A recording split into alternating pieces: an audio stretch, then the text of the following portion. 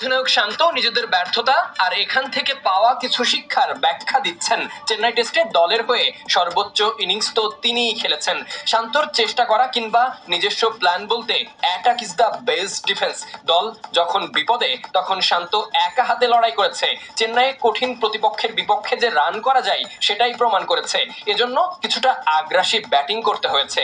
নিজের ব্যাটিং স্বাচ্ছন্দ্যের কথা বর্ণনা করতে গিয়ে তিনি বলেন, আসলে আমি চেষ্টা করেছি, আমি যেভাবে ব্যাট করেছি সাধারণত এভাবে ব্যাট করে থাকি এরকম কন্ডিশন বা কোয়ালিটি স্পিনারদের বিপক্ষে। আমি নিজের কাছে পরিষ্কার ছিলাম। আমার মনে হয় সবার আলাদা আলাদা প্ল্যান রয়েছে। আশা করছি পরের ম্যাচে তারা ভিন্ন প্ল্যান নিয়ে আসবে। চেন্নাই টেস্টে কৌশল অবলম্বন না করলে ব্যাটারদের টিকে থাকা ছিল কঠিন। যদিও ভারত সিরিজ জিতেছে, ভালো খেলেছে, তবুও কিছু কিছু জায়গায় দুই দলের ব্যাটাররা একই ভুল করেছে।